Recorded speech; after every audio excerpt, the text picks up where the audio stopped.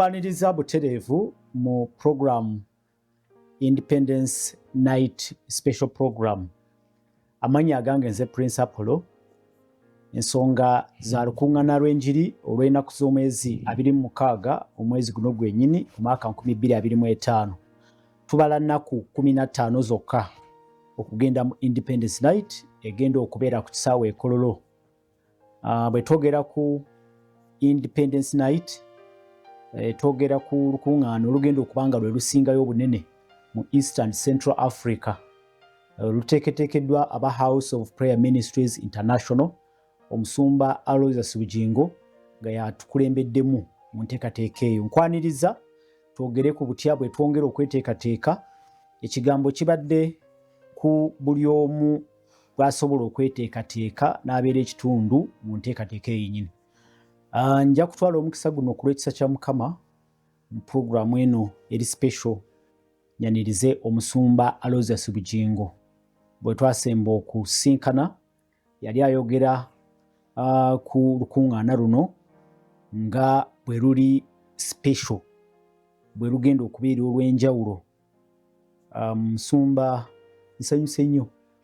Awamu nange ssebo. Mukama waffe yeebazibwe. Aweebwe ekitiibwa amawanga gonna, buli vvivi limufukaamirire na bulimi lwatule nti Yesu Kristo ye Mukama. Wasuza otya, wasiibye otya? Omukama atukuumye musumba. Amiina. Mbalamusizaako mikwano gyaffe abali ku Salt TV, abali ku Salt FM, kubanga program Independence Night Special ebeera wonna mu ddakiika ze zimu. So mbaaniriza era mbaagaliza akaseera akalungi. Programu eno ekigendererwa kyayo kukuwa nsonga lwaki oteekeddwa okwepakira n'ova ku booda n'ojja e Kololo, booda zaffe zonna n'ova wooli ne bw'oba oliraanye e Kololo, lwaki wandifulumya ennyumba yo ojje e Kololo mu Independence Night. Abasaza tiketi z'ennyonyi, abagenda okuva mu Congo, abava Sudan, abava Kenya, Tanzania, Rwanda, Burundi, abagenda okujja, lwaki omuntu yandibadde yeteekamu etiketi okuva e South Africa okujja, abalala bagenda kuva Bungereza, abalala baasabye zi off, baamala dde ozisekiwalinga kubanga ennaku zidduka sipiidi yayiriire, baamala dde okusekiwalinga zi off zaabwe nga kwolwo wadde aniba asigadde mu America oba Canada agenda kuba mu nnyumba ye ne famire entonotono gye bakuŋŋaanye nayo babe nga basaba mu Independence Night. Operation va muliro, omuliro gwabika bingi. Era ensonga lwaki tukola programu eno n'enjiri ebuulirwa nga eyolekedde ku mulamwa gwe gumu, so that bwe tunaatuuka wali essaala egenda kusukka, sitaani agenda kukaluubirirwa, wagenda kubaawo amaanyi mangi okujja omuntu mu muliro. Era ekyo tukisuubiza abantu nti Katonda agenda kukikola kubanga ye mwesigwa. Tubeebaza abatuwadde ku ssente era bw'oba otukoledde enteekateeka, kyonna ky'otuwa mu kutegeka olukuŋŋaana olwo kya makulu era kisiimibwa. Ssente wonna tuwali naye Katonda ajja kugabirira. Amiina. Tweyanza nnyo omusumba Aloysius Bugingo mu Independence Night Special Program. Tuegatiddwako omuweereza wa Mukama Mami Susan Makula Bugingo. Sanyuse nnyo Mami. Amiina. Nange yeebazibwe. Amiina. Yesu yeebazibwe.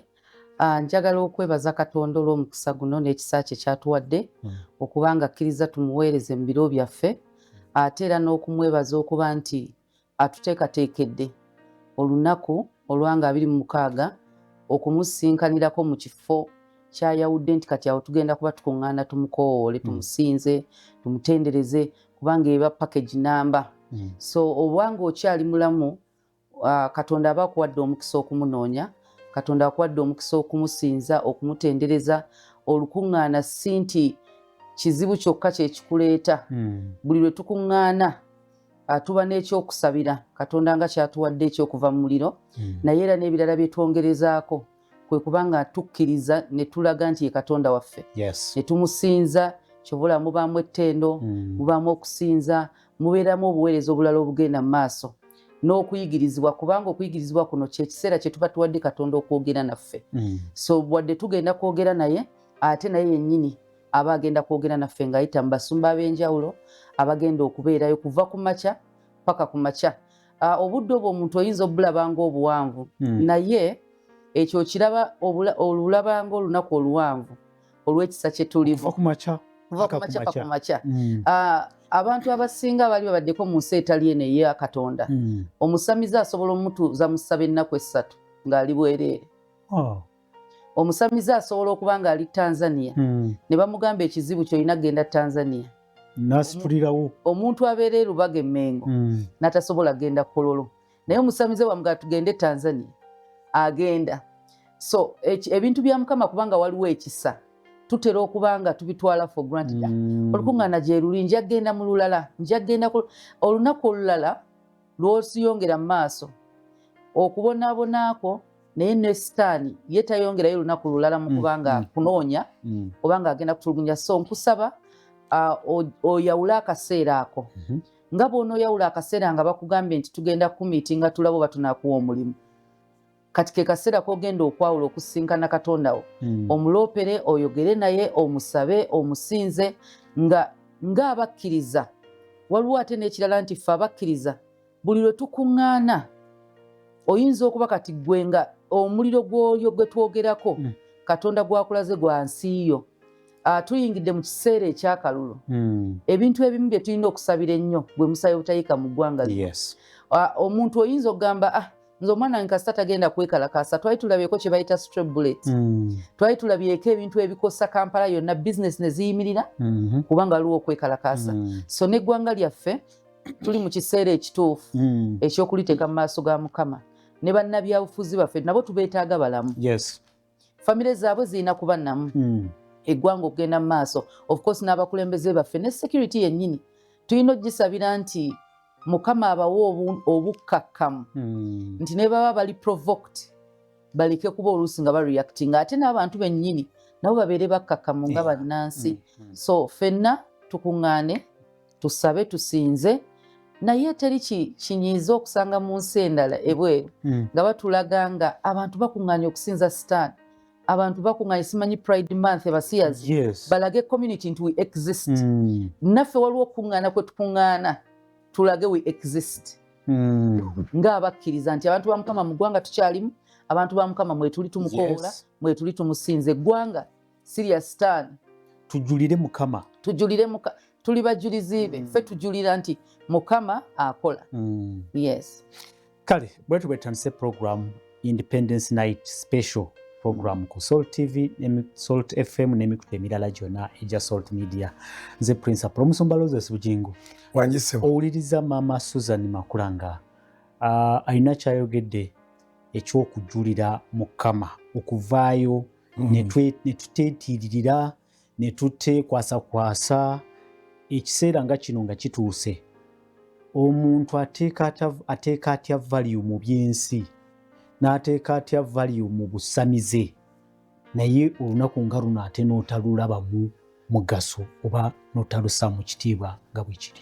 Anti omufere sitaani yajja kubba kutta na kuzikiriza. Kisooka akubbako obugumiikiriza akulaga nti okulindirira kufiiriza ebibyo bikolerawo. Kye bayita okubba si kukuggyako simu yokoba kumenya njuuyo n'ekikubbamu obugumiikiriza ekikubbamu okukkiriza ekikubbamu okulowooza nti waliyo obulamu obutaggwaawo n'ogamba kangende n'obulamu buno. Kamaffe kyabuuza mu Matayo 16 olwa 26 tikiri kugasa kitya okulya ensi yonna n'ofiirwa omwoyo. So nobanga sitaani akwerabizza valiyu y'omwoyo n'ogenda n'ebigwirawo. So mu kugenda n'ebigwirawo kasita omuntu bamukakasa omwana w'omuntu nti bigwirawo adduka ne bw'omugamba nti agende Ghana oba agende Nigeria ne bw'omugamba tugende tukkirize. Abantu baagala okudduka okukkiriza baagala okudduka okulindirira baagala okudduka okusuubira baagala kigwira waawo ensi kati eyagala kagwirawo naye ng'ate nabo bennyini ab'ensi bakimanyi nti is a come is a go so tikyandibadde kirungi omuntu okuyaayanira ebigwirawo kuba akafaananyi omusajja ng'omulabe lwaleero mugenda okwetala muti ne mwekoonako ewammwe ne muvayo ne mugenda ewa DC babagatte olunaku lugenda okuziba nga eyakwanye ku makya mu baasi mutuuseeko ewasenga ne mutuukako ne wammwe ne boogera bye baagala saawa zigenda okubeera 10 ng'enjuba tennagwa nga ne DC amaze obbagala ago amaka gabeera ga kikaaki kizibu omutegedde kyenkanawa so ebya Mukama birimu okulindirira naye bibeerera yes biwangaala ebya Mukama byalubeerera birimu okulindirira naye bibeerera so abalindiridde Mukama okumala ebbanga nga tuyina omuliro mwe tuyita tuyina embeera mwe tuyita tugenda kuŋŋaana yes kubanga Katonda buli kyagenda okukola akitegeeza abantu okuyita baweereza be bayibuli egamba taliiko kyalikola nga tamaze kutegeezaako bannabbi be ne bwe yali agenda kwokya Sodoma ne Gomora era yayitira wa Ibulayimu Ibulayimu n'agezaako okwolereza okwokkana nga lwe emyoyo egitaasiddwa naye ng'abasigadde balina okuzikirira Katonda tagwira bugwizi sitaani yagwira ogenda okwekanga ng'olina ebizibu naye Mukama agenda okukola yamala kuyisa message so tutegeeza abantu bonna message eno eyita gwetekwatako temukwatako gwekwatako Katonda agenda kujja mu muliro operation va mu muliro operation va mu muliro Daniel essula 3 okuva ku nnyiriri 12 okutuuka ku lwasatu ennyiri ezo ziraga abavubuka abasatu abakkiriza ne beesiga Katonda nga n'ekibonerezo bakitegedde naye ng'ate babalanze kuba nti balina gye balaga era kyenva ntandikira ku lw'12 njagala kukulaga ensonga we yava abaloopa baga nti bewakuza abalinzi bano abasatu bewakuza Daniel essula 3 tuve ku lw'12 amateeka gonna bagayisiza kaakati baleeta okuloopa Daniel 3:12 bagamba nti waliwo Abayudaaya abamu bewakuza mu bigambo eby'essaza ery'e Babuloni abantu abo ye Shadrach, Meshach ne Abednego abasajja abo ayi kabaka tebakulowoozezza tebaweereza bakatonda bo so tebasinza kifaananyi kya zaabu kye wayimiriza owulidde ensonga weevudde ekibaluma nti bano abantu baalina promotion mu bulamu bwabwe ekibaluma bano abantu Bayudaaya tebasaanidde okubaako ekirungi kye bafuna mu nsi etali yeewaabwe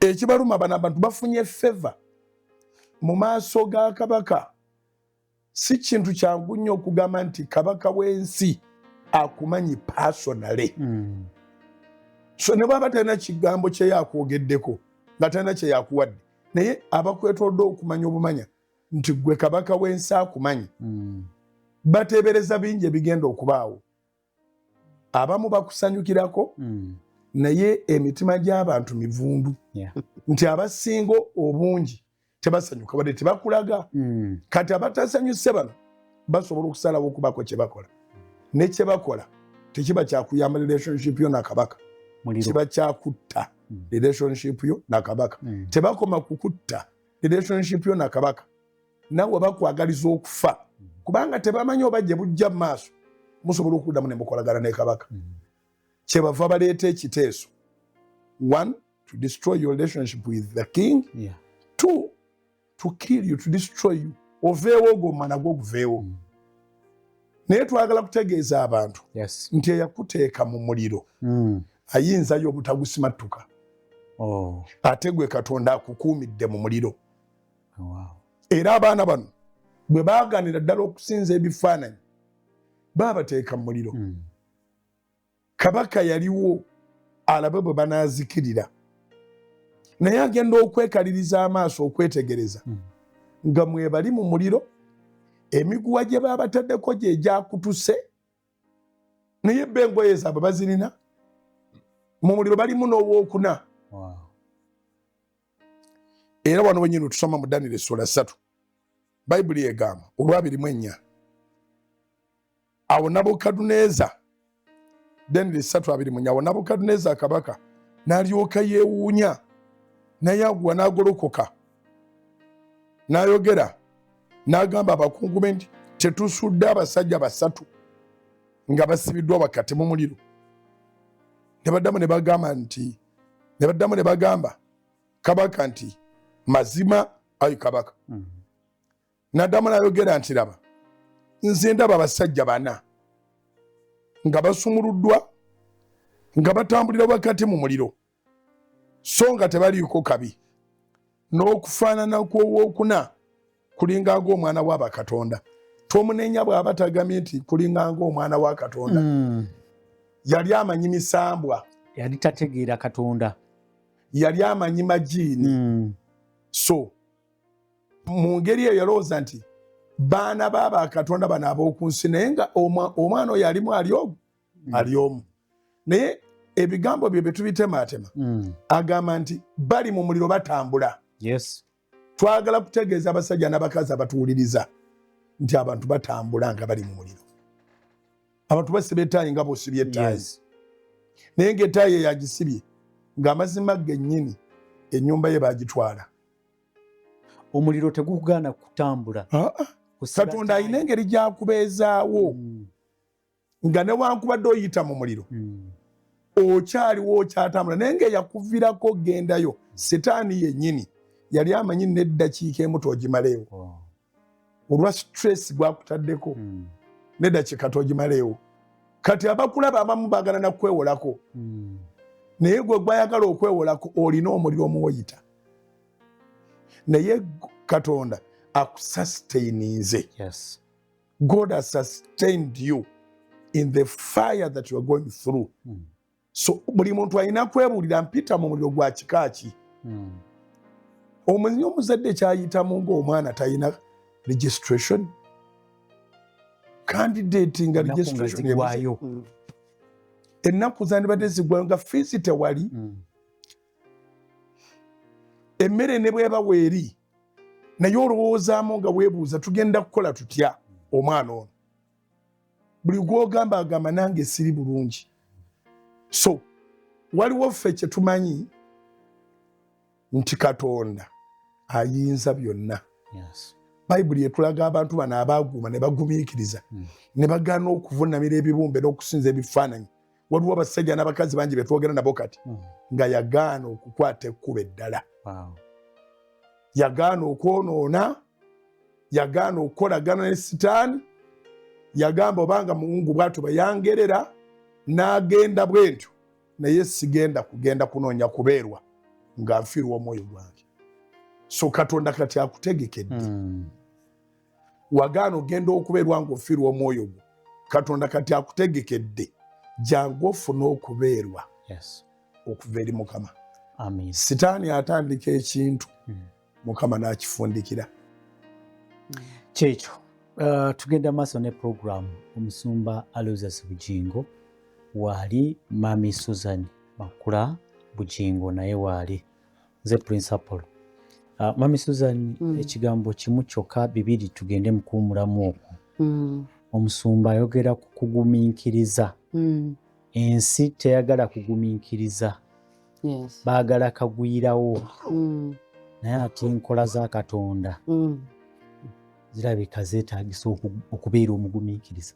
Enkola za Katonda tumubale era sinanga ye muzadde mulungi, naye bwe tumuteeka ku kifaananyi ky'ensi nti omuzadde tunulira omwana nga omwana akaaba ng'owoza kyayi, obanga owoza emmere omwana ono mu bwongo bwe takimanya nti okuwoza kuno okulwawo nga okkakkanya ebbugumu eriri mu mmere kitaasa ye kati buli lwolwawo yeeyongera n'akaba n'amaziga ne gakola ki ne gamugwamu naye nga omuzadde yaba amanyi lwaki ndyawo okuwa omwana ono kati ebintu bya mukama engeri omukisa gwe gigutalina buyinike tatuwa kintu kigenda tusaanyaawo ate tayinza kukwata omwana ow'emyaka 5 kubanga yamutonda alina nabaana n'amuwa omwana takisobola ekyo kyennyini singa amuleeta ku myaka 10 omwana oyo asobola n'okufa kati omukisa ye gwanaleeta ogw'omwana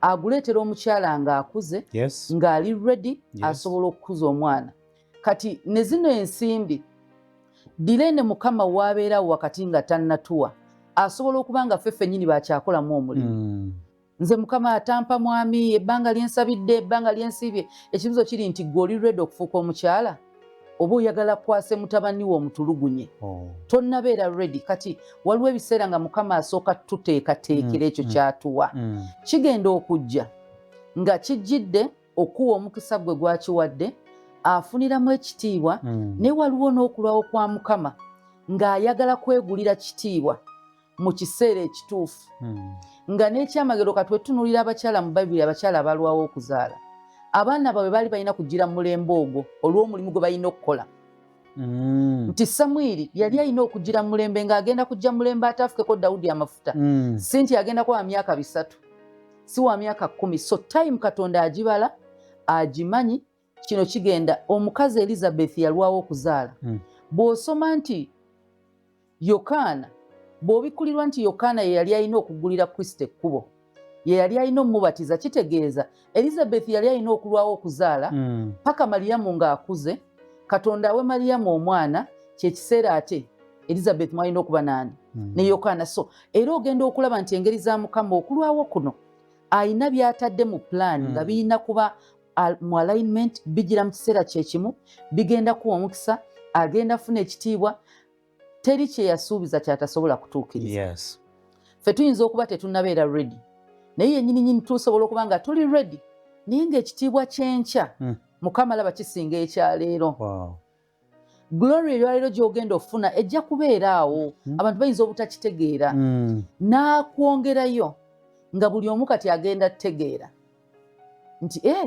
bannange bulijjo oyo omukyala gy'ali bulijjo oyo omwami gy'ali bulijjo anaafuna bwe kityo so direne eya mukama tugibalenga preparation ye nti aleeta ekirungi oba ffe ali mututeekateekera kirungi tubeere nga tuli enteekateeka za mukama ze zisinga okuba ennungi nze Prince Apollo tugenda mu kuwumulamu bwe tukomawo omusumba Aloysius Bugingo akyaliwo mami Susan Makula Bugingo akyaliwo twogera ku lukuŋŋaana lw'enjiri Independence Night ennaku z'omwezi 26 tuli Kololo omusumba ayogedde n'aga nti osobola okuba nga oyambala ttaayi naye ng'oli mu muliro mw'oyita osobola okuba nga olabika bulungi naye era mukama yabeera akyakukuumidde mu mbeera eyo ekitiibwa kye kyeyoleke mu kiseera ekituufu tuwumule ate tukomewo tovaawo okulisaayo mu kuwumulamu okwo tugenda maaso ne program Independence Night Special program nze Prince Apollo omusumba Aloysius Bugingo mami Susan Makula Bugingo bona we ali musumba wangi tudde wali twaze osobola okwambala ettaayi naye ng'oli mu kikumazeemu amaanyi nedda kigaziyemuko kuba ng'obeera ku palamenti kati kakikugazirize mu kifaananyi ky'omanyi obulungi ng'obeera ku palamenti nga munnamawulire omutendekere ddala era wakulemberako bannamawulire emyaka 6 n'omala n'obakwasa entebe yawe naye okyalinayo emirimu egiri special ababaka ba palamenti bameka abasiba amataayi abalwawo okufuluma abo ng'abamabanja babalinze ebweru kitegeeza ki naye nga n'ekitiibwa kya honorable obudde bwonna bamwambulamu ekkooti kasita afuluma abeerwawo kisoboka muliro operation va mu muliro teyajjiridde muntu gwe gwolowooza nti oyo ali mu muliro actually gwolowooza nti ali mu muliro asobola n'okuba nga ali comfortable abantu abafiiringa omuliro be bantu abalina gye balaga nga bwe gambye Daniel 3:12 abasajja bajja nga bazze kuloopa nga be baloopa bafunye ekisa mu maaso ga kabaka kabaka abakuzizza ekyo kibanyiizizza okubanga bano batutte eddaala era balengera nga bajja kwambuka nnyoka ne baga tubakwatire wano we tuba tubookera kati sitaani ne ba agenti be bakuta abantu ababadde balina future mu mitwe gyabwe abalina good ideas abalina concepts abalina bafamire nga balina ozijja ku leve emu zitwala ku leve endala abantu bawulira nga bali sitaaka nyina kasitadde ke nakola nti mu nsi muno ebintu ebitubeezewo byonna tetubiraba n'amaaso agagwamu ettaka ne bookanula nnyo n'ebitunyigiriza bwe biri kizibu nnyo okukanula amaaso bwoti n'olaba oxygen ng'agenda wa Susan Makula kizibu nnyo okukanula amaaso bwoti n'olaga nti Apollo omukka gugwo guzze kati agenda kussa tulaba bulabe ng'ennyindo essa ebitubeezaawo tunga mulamu ebitubeezewo tetubiraba n'amaaso agagwamu ettaka n'ebitulumba nabyo tetubiraba n'amaaso agagwamu ettaka olabirawo ng'olumbiddwa mpola okunyigirizibwa ffe tumanyi kwatanga bwenkute kati ku ntebe nenjinyiga bwenti naye omuntu anyigirizibwa nga talina mukono gwolaba gumukutteko naye nga anyigiriziddwa bw'aba tamanyi Katonda neyeesula mu mugga neyewonula ku kizimbe n'agwa n'agula obutwa short media eno Mukama yagireeta n'ekigendererwa eky'amaanyi ennyo nti olwaleero bwe tugamba nti tute amasimu abaali bali ku ndeboolebo z'okufa n'abaali bakoledde ddala decision ng'afa kiro ekyo eddoboozi neriyita mu mikutu gino ne limukyusa ebirowoozo Mukama n'amununulira awo n'amulokolera awo tobala amaanyi aganyigiriza omuntu tetugalaba naye weegali evil forces omuntu bamulaba bulabi nga ggwawo naye n'amaanyi agataasa omuntu gategekebwa dda tetuli bantu abatasobola kutaasibwa supernatural power exists Katonda waali nga wooli oli yakuggalira amanyi tolina na bw'oyinza kuvaawo ali comfortable naye Esaala ali comfortable naye Esaala neekutaasa keerodde yakeera ku makya natta Yakobo n'atakomaawo ate mwattu ng'alina eddiini gy'asoma olw'eddiini gy'asoma tebaasobola kutta Peetero kubanga ate sabbiiti yali eyingidde ne bamutereka sabbiiti emala okuyitako kati bamukeerereko owulira balina eddiini abantu abaloga bannaabwe balina eddiini balina n'ebifo ebyokumwanjo mu ddiini zaabwe abantu abatulugunya bannaabwe akujja mu katale n'akuzza mu kyalo ne wayitawo akaseera n'omulaba nga tuta omwana w'okumubatiza oba okitegedde eyakugobesa mu kibuga n'akuzza mu kyalo ogenda olaba nga bw'agenda kubatiza mwana n'obuza kati gwaloga bano n'obaza ne mu kyalo ogenda kubatiza mwana mu linnya lyani kakati Keerodde ne banne baalina eddiini gye basoma era nga balowooza nti bali ku Katonda ne batta Yakobo mu Bikolwa by'Abatume essula y'E12 naye Ebikolwa by'Abatume essula ya 12 Bayibuli ega nti ab'ekkanisa tebaayina wala we baddukira okusaba kwe kwabataasa waliwo essaala gy'osaba ng'oli omu naye essaala y'okukuŋŋaana erinamu anjawulo erinamu enkizo era kyova olaba okusaba kuno tukuwa obudde buwanvu essaawa 24 ate ffe okwo kwe kusaba omuntu kw'abeera alaba okw24 naye nekakati mu kweteekateeka tuli mu kusaba ng'essaala eri kitundu ku kinaabeera ekkololo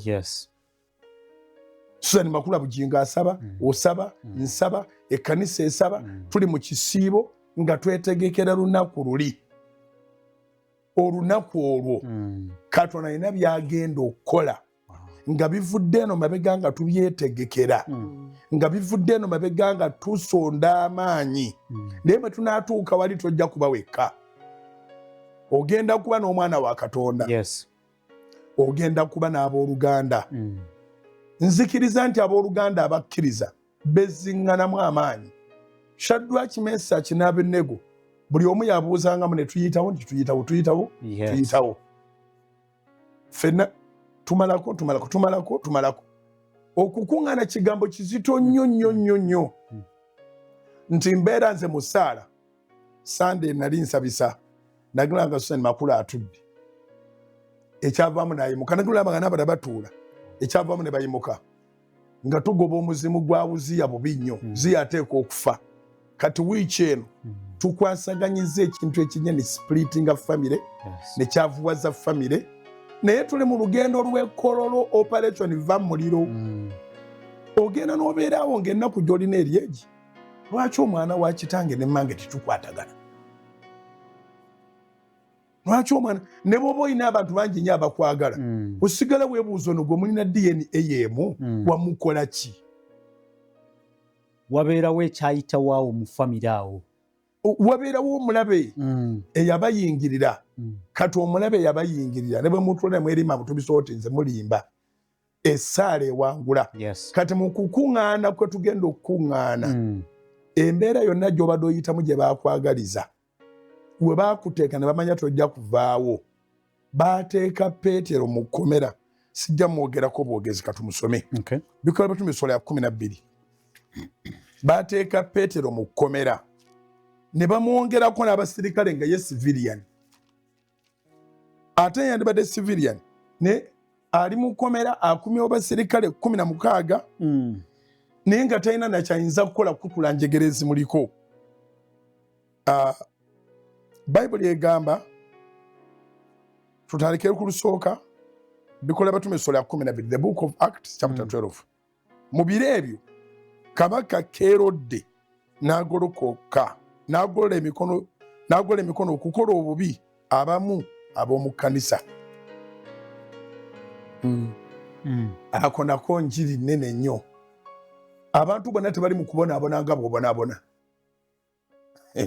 abantu bonna tebali mu kuyita muliro gw'oyitamu nannyini message eno bw'ogiwulira tobuuza baliraanwa abo tunaagenda ekkololo titugenda mu mbaga ekkololo ekkololo tugenda mu lutalo tugenda mu lutalo olutali lwa masasi lwa mwoyo nga bwe nagga nti emyoyo egikwata togiraba n'omwoyo akutaasa ye tumukoowoola n'olaba bulabe ng'emyoyo gigenze giraajana so bayibuli eraze nti ekkanisa yonna ali tebonaabona abamu mu biro ebyo kabaka Kerode n'agolola emikono okukola obubi abamu ab'omu kkanisa akagamba Susan Makulu Bugingo bwe batandika akogeddeko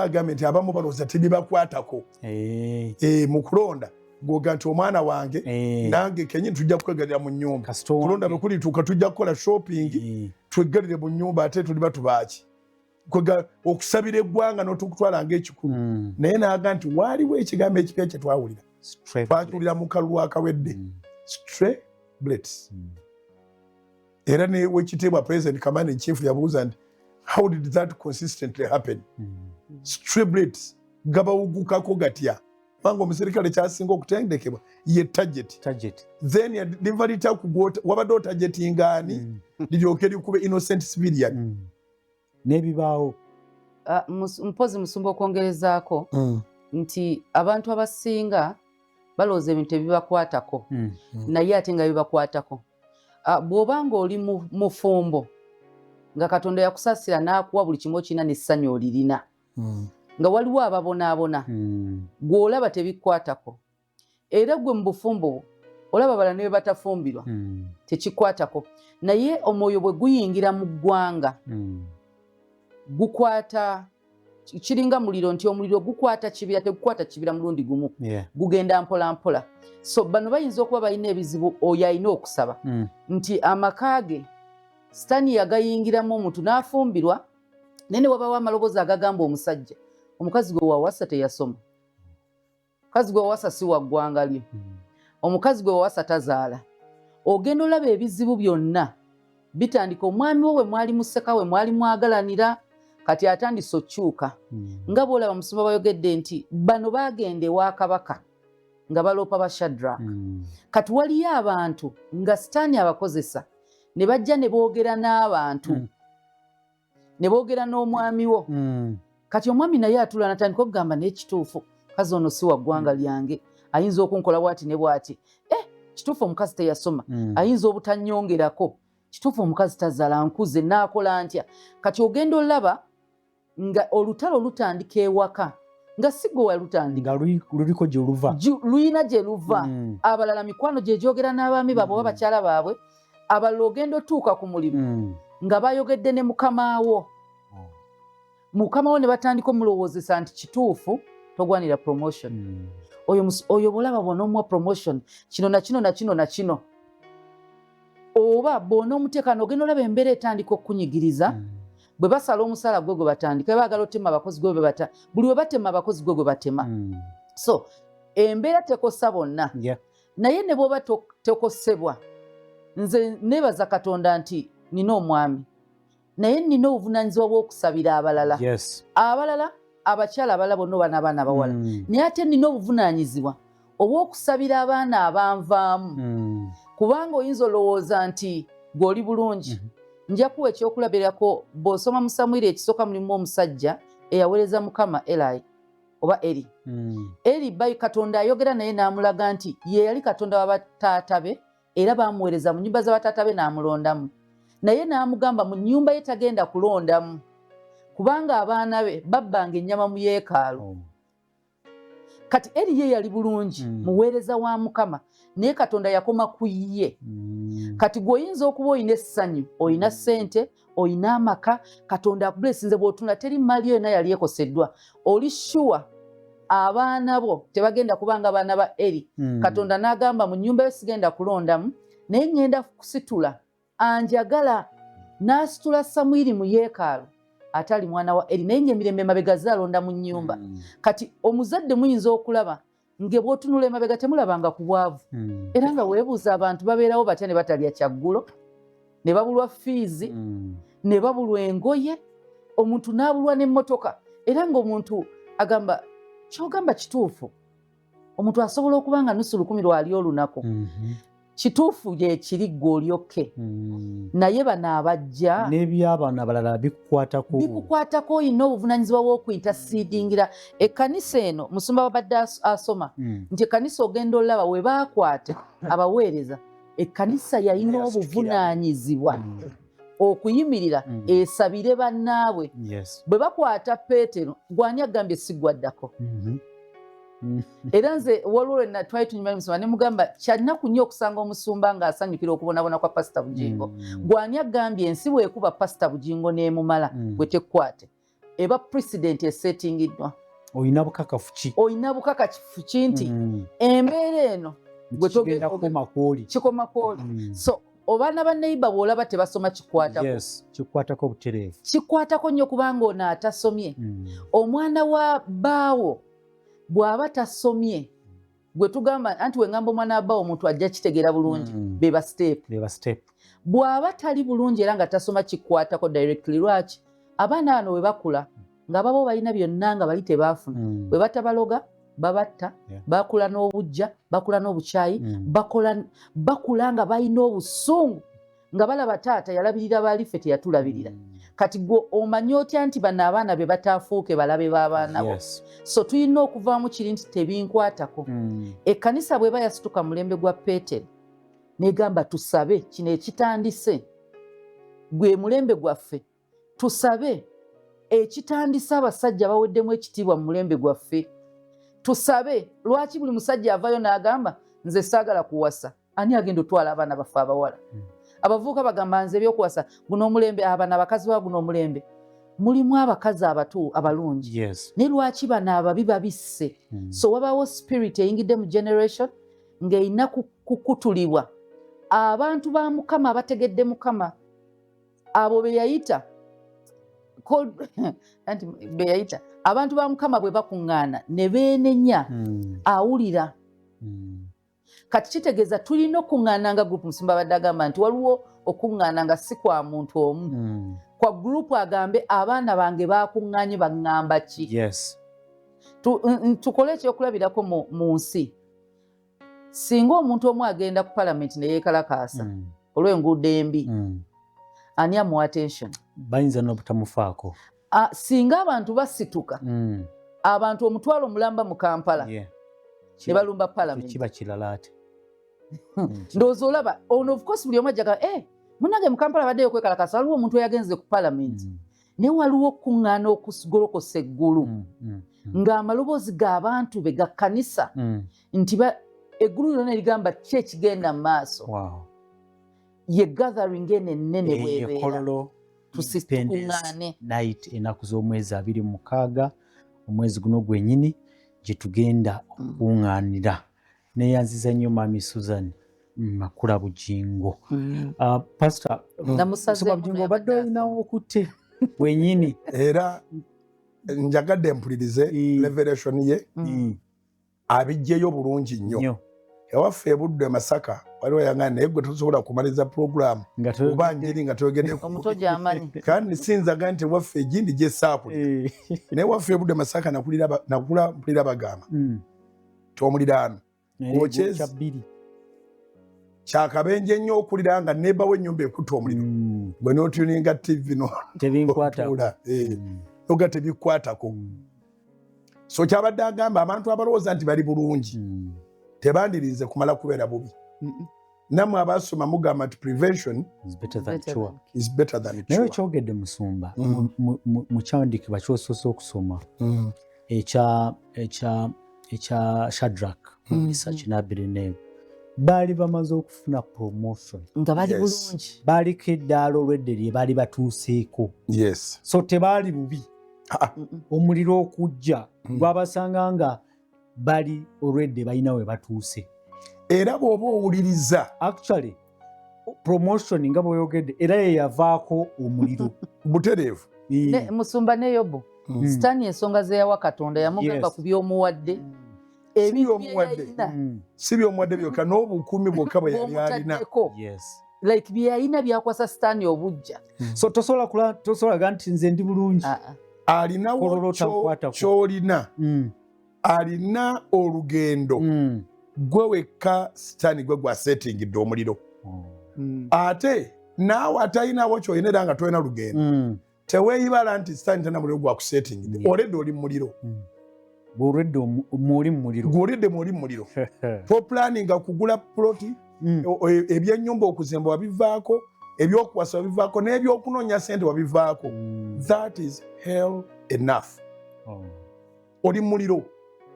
Kati oli ate bamukumira gwa kumusaanyawo kubanga ye asazeewo asimbule atuukirize Mukama kye yamutonda okukola. Kati Sitaani agamba Mukama bye yakutonda okukola tojja bikola. Era abasajja n'abakazi abasanga obstacles lwakuba nti bali mu jjane, bali mu lugendo. Tolina gy'olaga oledde gw'osiraanye, olina gy'olaga ebikwekiseemu tebina bitandikira kukusiraanya. There has to be a way. Wateekwa okubaawo engeri gy'onooyitawo. Kati mbadde nsoma olunyiriri Makula kwa tuleeteredde okubikulira. Mu biro ebyo bikula Batume Sura 12. Mu biro ebyo Kabaka Kerode n'agolola emikono okukola obubi abamu ab'omu kkanisa. Okukola obubi abamu ab'omu kkanisa. Kati nze konsaani yange ebadde bweti nti tolowooza nti abantu bonna bali bubi. Era mu kaseera we tunoonyeza ssente buli omu ng'azinoonyeza mu kiwato nga mazina, abalala bayinza n'ozikoleezesa omuliro afune kabugumu. Waliwo asitula ekizimbe. Waliwo asitula ekizimbe, waliwo akukuta n'ekkutiya nga tasobola giteeka mu banka kubanga bajja mubuuza wazigyewa. Anoonya byaziteekamu. Katukkirize katugaane nga tuli waka tutudde naye ebizimbe bisituka. Okulonda kw'ekkololo kwabaddemu ssente. Yeah, kituufu. kati nga bavuddeyo abaaziriddeko bakkiriza nti baaziriddeko kati nga bavuddeyo abaawangudde n'abaawanguddwa bakkiriza nti baspendinze naye ate generally tugamba tewali ssente sente ziriko we ziri ziriko we ziri waliwo abazirina. Zirina emikono Aha. kati omuliro ogw'oyitamu oli bw'omu era teweetaaga kubuuza mulala nti ŋŋende Kololo nga 26 Septemba Neetaaga Independence okusaba. Night ddala Mukama bye bagamba ananzija mu muliro ali obulungi ajja kuga nti wa ebyo ebyabalokole tobimanyi nze nga sisaba nga nnina ali obulungi naye nga tali bulungi nnyo naye ajja kuwa statement ndala kizibu okufuna gwe muwulira kyekimu nga Shadrach Meshach ne Abednego bwe baali nga bawulira kyekimu okunoonya Katonda kukakatako ng'omuntu Yes. so bano bo baali banjawulo bekikwatako ne bekitakwatako bakitegeera tebamaze Yakobo musumba muyise musumba Susan Makula Mala musumba. kyayogeddeko nti ebirowoozo byamuyita mu mutwe balina gwayogera naye nti naye golooza bw'osanyuka nga bakuba bugingo Yeah. ne bamutuusa ku ttaka gw'onoosigala kati ekintu ekitta Yakobo kyali kikimye Peter ne kikwata Peetero bwe kimala Peetero ddala gw'onoosigala omugezi olina kuyingira mu kusaba Katonda ataase Peetero naawe kwe kuwonako mu nsi muno abooluganda kantune mu kamera ebintu byolowooza nti tebikukwatako bikukwatako nnyo era wanditaddeyo nnyo omwoyo bireme kutuusaako ngalo Tuli mu program Independence Night Special wano ku Salt TV, Salt FM n'emikutu emirala gyonna. Nze Principal nsaba nti musumba akkiriza. Break nazo zaatujjirira kubanga kati mbadde nsimbudde okusoma. Ojja kusimbulirawo wennyini nga tukomyewo. Kale Tugende mukuumulamu tukomewo tovaawo. Tukulisaayo mukuumulamu okwo. Tuli mu program Independence Night Special. Independence Night Special lwe lukuŋŋaana lw'enjiri olugenda okubeera e Kololo ennaku z'omwezi 26 omwezi guno gwennyini. Twogera ku kigambo ky'okweteekateeka n'okumanya ensonga lwaki oteekwa kubeera kitundu mu lukuŋŋaana olwo lwennyini. Twagala kwebaza mwena abawagidde enteekateeka ezo n'abo abakyakola ekyo kyennyini kye muteekeddwa okukola kulaba ng'olukuŋŋaana olwo lugenda mu maaso. Mu studios ndina omusumba Alozas Bugingo ndine Mami Susan Makula Bugingo. Tugenze mukuumulamu ng'omusumba Alozas Bugingo atukakasiza nti ekyokugenda e Kololo kusalawo kukwo nga ggwe. Ndowooza w'ojja okwongereza okwo kati onkyusizaamu katayimingi katono nedda kusalawo kuko nga ggwe kati bw'okyogedde ogenza okukimalayo ng'ate nze munda mpulira kirala genda mu maaso. Newankubadde ng'abantu tubasumba naye tetubaavuwalira. Wangi? Newankubadde ng'abantu tubasumba naye tetubafiira. Newankubadde ng'abantu tubasumba naye tetubalwalira. Yeah. Newankubadde ng'abantu tubasumba ne ebizibu byabwe ate biddayo gye bali. So Bishop asobola okugaana okujja. Pastor asobola okugaana okujja. Prophet asobola okugaana okujja. Apostle asobola okugaana okujja. Abantu abatatera kubeera mu ntalo zagamba nti temugendayo babayita ba evangelists. Omubuulizi w'enjiri buli awali enjiri awagiraga mugende mu njiri mugende mu njiri mugende kuba ye biseera bisinga tabana wasumba talina kimina kyalwanira ye omulimu gwe kuyiwa mu kyaki. Naye abantu bano bonna basobola okuwa amaloboozi including your neighbors va kuba akabona nina abantu ba bulijjo including your neighbors abasobola okugamba nti togenda byoyitamu gwo byeyitiramu tebabikuyitiramu weerwalira ngata ku kiri ky'ogguzaawo programu nga tukomyewo nti okusalawo okugenda mu Independence Night e Kololo nga 26 Septemba kukwo omuntu gwe mpulira nga muzibu nnyo mbulamu ye mukyala wo ye mwami wo Oh. okubanga oyo ye mukkaanyiza Kirungi mukkaanye. kirungi mukkaanye totoloka waka ng'omwami akugaanye kubanga era Mukama yakolawo dde enkola eneekusanga ewaka. Yes. Titusomesa bakyala kujeemera baami baabwe, Okwewagula. sala amagezi gonna agasoboka ng'omukyala omwami wakkirize mujje musabe oba ojje osabe. Naye bano abasigadde baneiba, bano abasigadde ab'okumirimu, bano abasigadde nti yakusumba, omwana we alina Bulaaya asoma, owuwe yabuliddwa eza wano nga n'essomero liri ku neighborhood, bwe bamugoba atambuza bigere nadde waka, ogenda okudda ewaka nga nagundi yakomyewo dda. Ng'okomyewo batugobya era munne mbadde sinasasula. Owuwo gw'osomeseza okumpi akulemye, naye omukulu ayagala okugamba nti ogende Kololo. Ababye bali Bulaaya. Ababye asasula obukadde 2 bali Bulaaya n'esente ze basasula bwe muzikwatako ewammwe muba muteredde.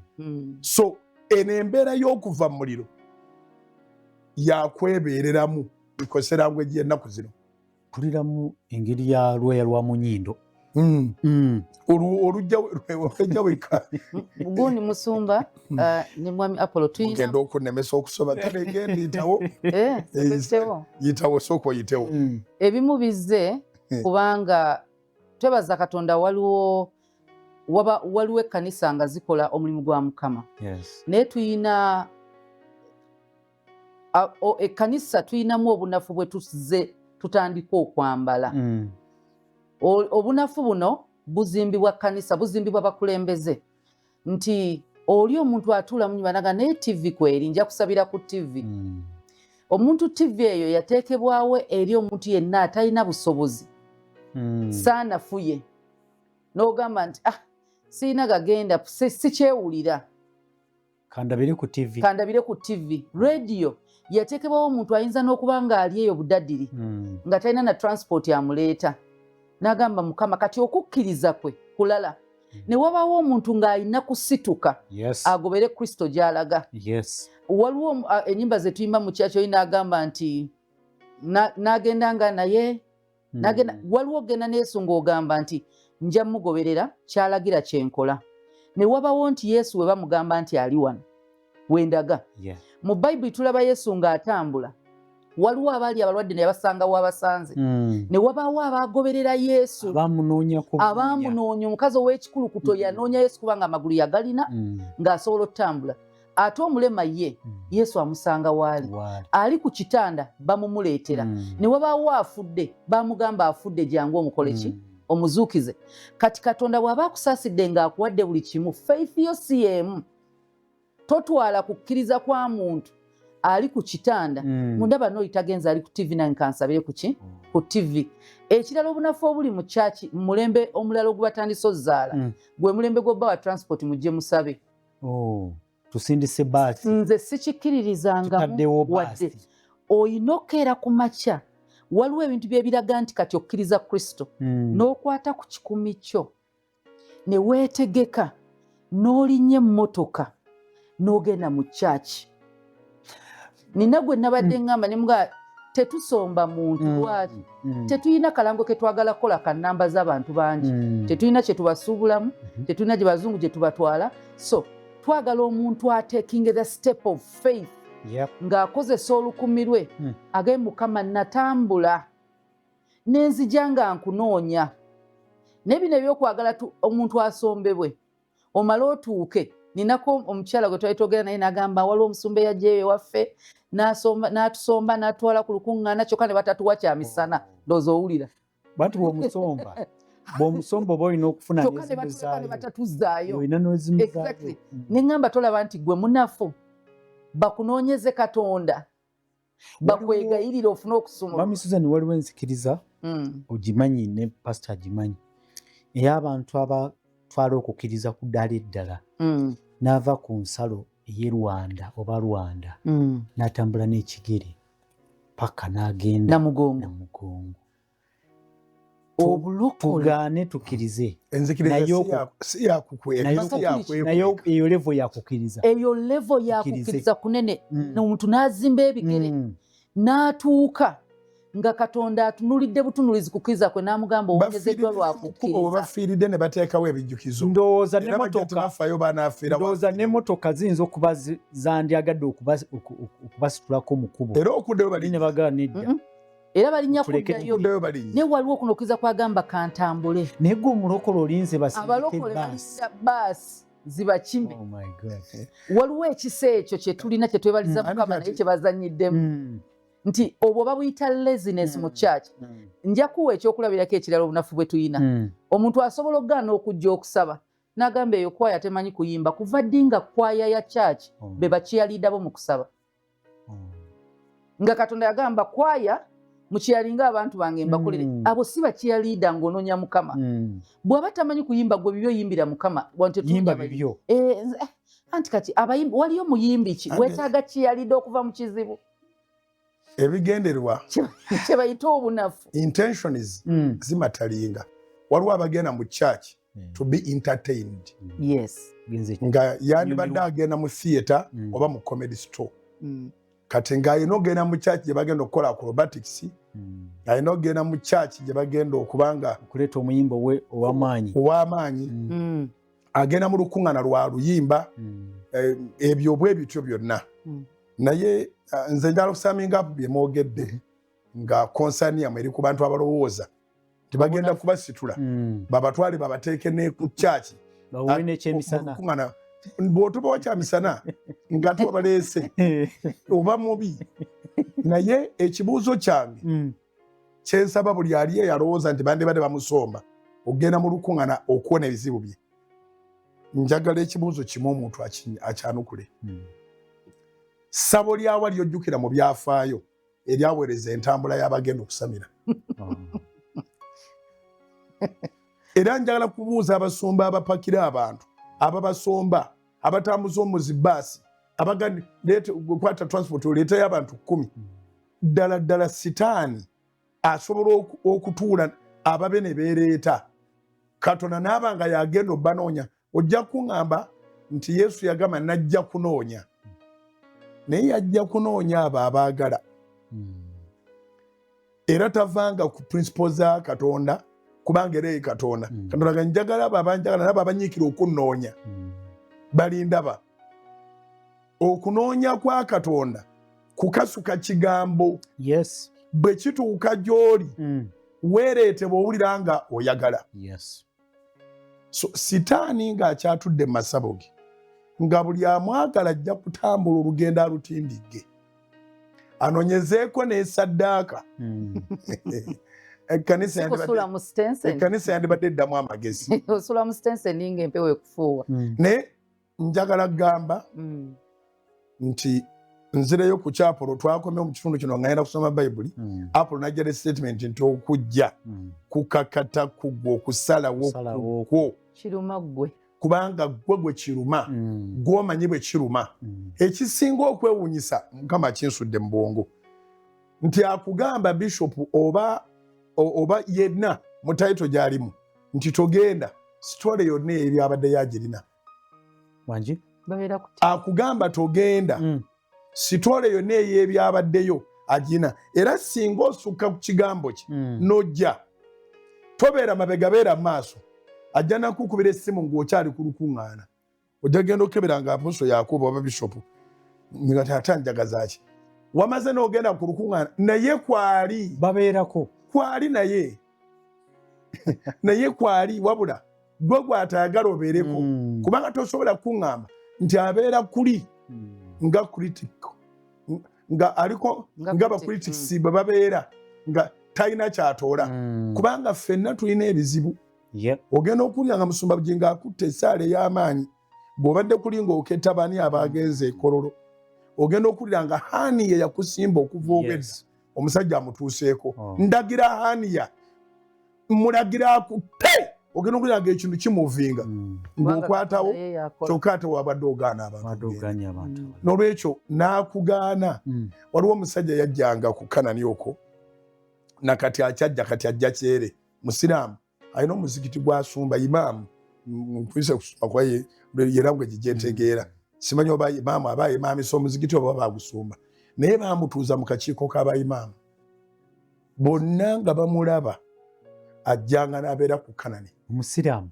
bw'aba atuuka wali enkofiira baziteeka mu nsawo zaabwe kubanga ffe tuyita abantu bonna abalokole n'abatali balokole era ndowooza nti n'obusiraamu abantu bandigenze nga bangi bandiyise nga abasiraamu n'abatali basiraamu ne waliwo obulombolombo kati ene waffe byangu naye wali olina okusooka n'ofuna wudhu kati tomanya nsooka kunaaba kkono nsooka kunaaba ddyo naye eno bwe tugamba nti tuyita abalokole n'abatali balokole tukakasa ndi katonda ffe katonda abasiraamu ye katonda balina omubiri bonna kaakati oli bw'abajja okwewala oba abayinza omutunuulira abamu entalabusi zaabwe bazirekako n'obukaaya abalala babijjako najja ng'alina ensonga kitali kibi bamutuuza mu kakiiko k'abayimaamu okumubuuza kyakimanga ku Canaan land n'ababuuza nti ani abagamba ne bamugamba tukulaba n'amaaso gaffe munda baddi andi kati otudde mu ntebe ye kati nze nkunyumiza bye yabaddamu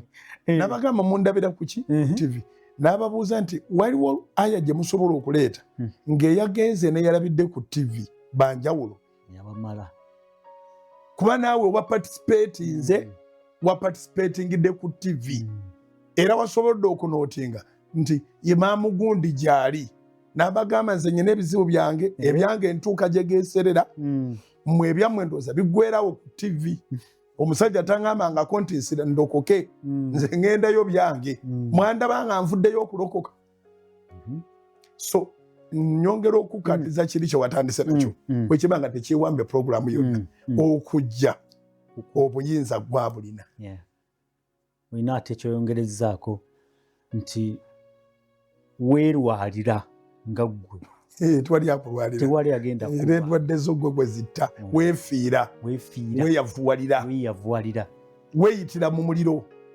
weenakuwalira ennaku yo tekwata ku yakugamba togenda mu lukuŋŋaana fiizi z'okubula renti w'okubula lwozingako ebintu okudda mu kyalo kizibu pasita yakugaana ogenda mu lukuŋŋaana okujja n'akutikirako ku motoka wakiri ogenda bibyo so nga bwe tuli nti ku lunaku lw'okutuuka okufeera weefiira tulina okubeera abeegendereza bwe wabaawo obuyambi ne tubwekimira bwabaawo obuyambi ne tukola ki ne tubwekimira omukazi ow'ekikulukutu tasobola kuva mu njiri y'ensi yonna teyajja na wakika kye n'ogwo n'omwami teyajja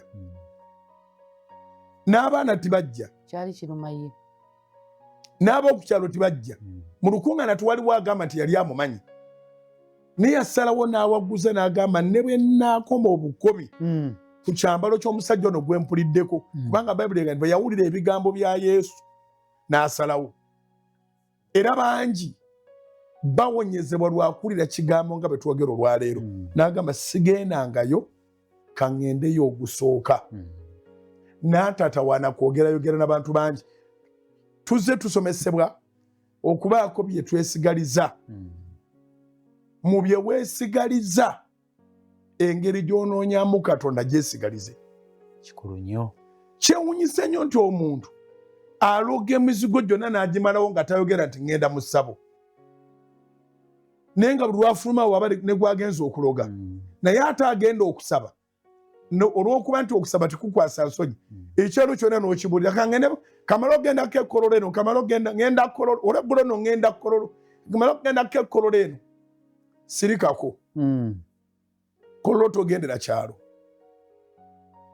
kololo ogenda kubanga Mukama akuyise akugye mu muliro kati waliwo ekintu ekikwata nga tekirabika n'amaaso gagwamu ttaka naye ng'okwatiddwa n'ekirabika n'amaaso agagwamu ettaka essala esobola okikutagguluzaako bali abalenzi abasatu Sadduki Kimesa Kinaabenego Nabukadduneeza yababuuza nti Katonda ki anaabawonya mu kikomye kyaka n'omuliro n'abawonya ne mu mukono gwange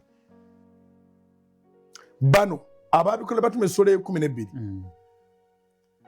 omwoyo gwabalumba okusaanyawo ekkanisa naye ate n'omukono gwa Kerode nagwo ne gubakwata tusome ebikola batume Ssuula ya 12 mu biro ebyo kabaka Kerode n'agola emikono okukola obubi abamu ab'omu kkanisa n'atta n'ekitala Yakobo muganda wa Yokaana.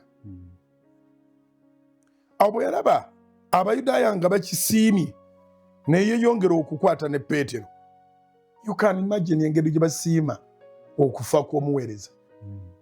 Musumba omulogo tabangako na ssanyu na mwana azannya. Ayagala Omutima mufu. omubi bw'akulaba ng'oseka ekyo kimunyiiza ki ekikusesa. Bw'alaba omwana wo ng'azannyira awo lwaki azannya. Essanyu waliyo abantu ng'essanyu lyabwe liva mu kukaaba kw'abalala. Basanyuse. Awo bwe yalaba Abayudaaya nga bakisiimye ne yeeyongera okukwata ne Peetero. Z'ennaku ez'emigaati egitazimbulukuswa. Owulira omukulu alina eddiini agenda kussaamu ekitiibwa emigaati egitazimbulukuswa, omuntu ono bamutereke banaamuttanga bamaze okusoma eddiini.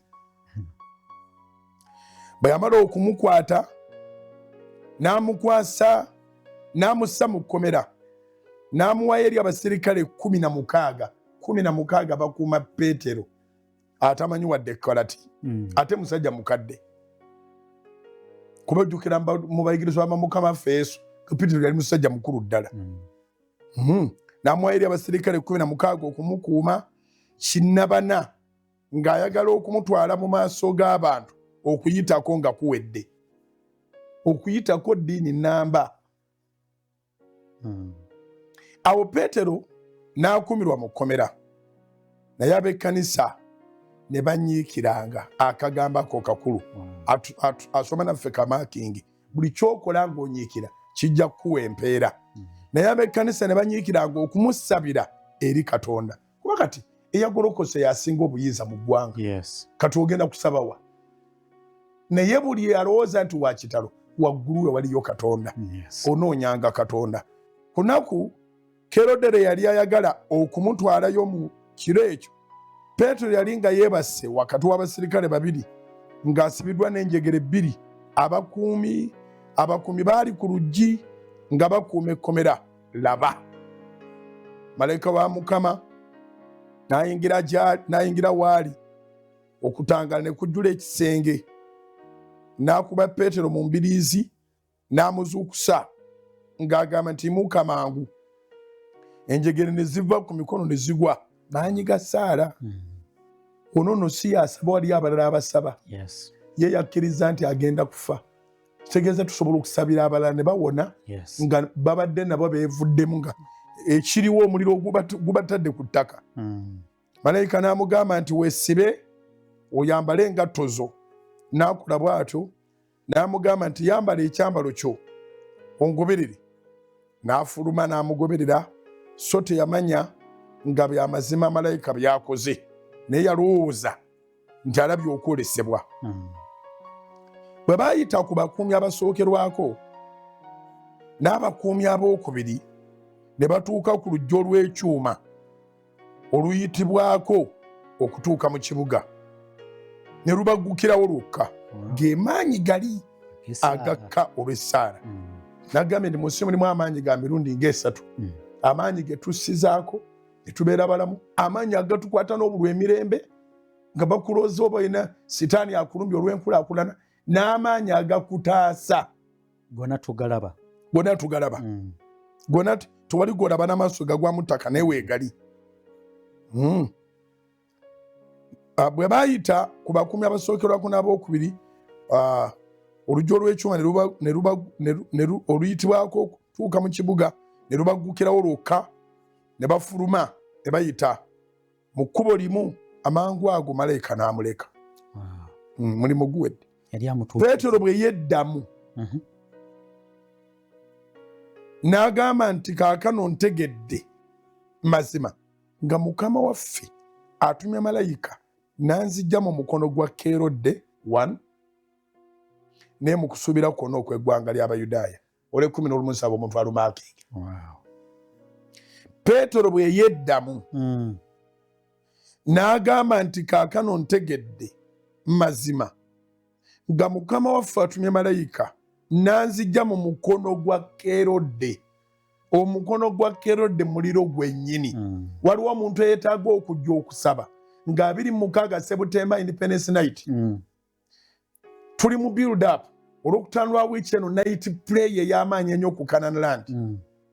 Tuli mu build up wiiki eno lankyawa zigenda mu maaso mu maanyi nti ne Saturday ku Canaanland tulina lankyawa esumulula famire. Sunday we tugenda okufundikira lankyawa ezikutula ebintu byonna ebikwata famire, olaba nga famire yammwe yakasobeza ebirimu tebitegerekeka, naye wali egenda kuba climax. Yes. Waliwo omuntu eyeetaaga okujja nga waliwo ddala eyagamba tewaliwo kiri kujja mu mukono gwe, era ng'omukono gwe bangi baguguddemu.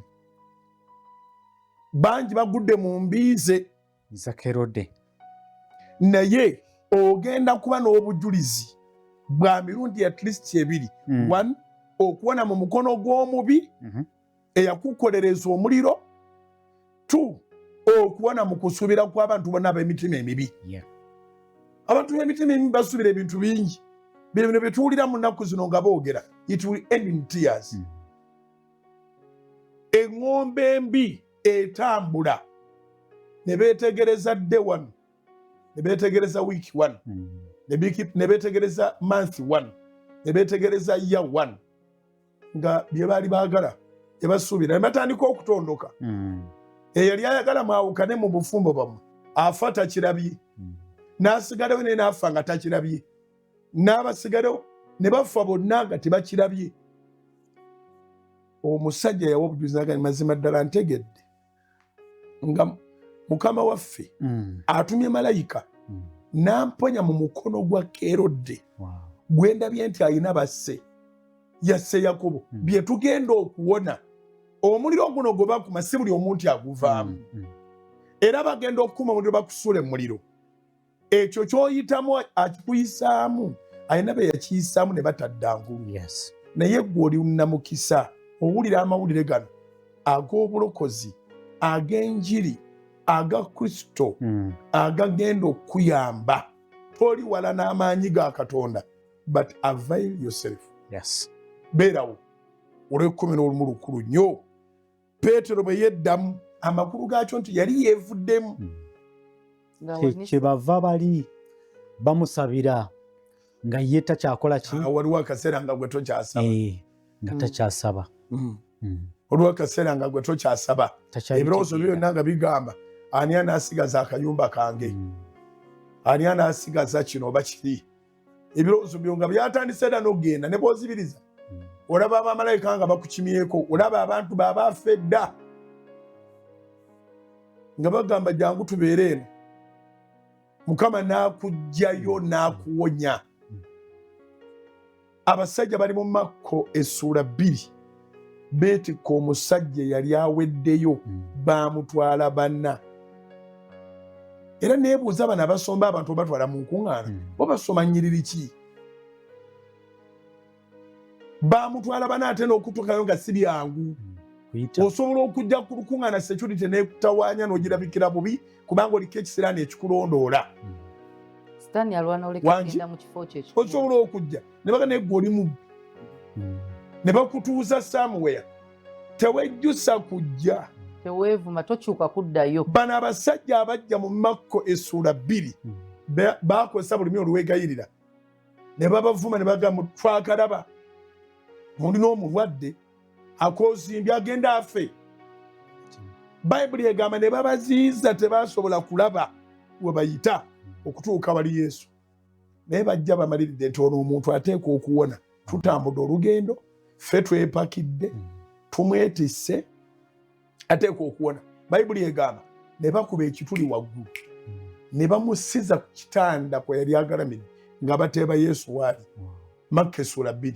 Yesu yaraba okukkiriza kwabwe n'agamba yali akoozimye nti mwana wange ebibi byo bikuggiddwako, weetika ekitanda ky'ogende.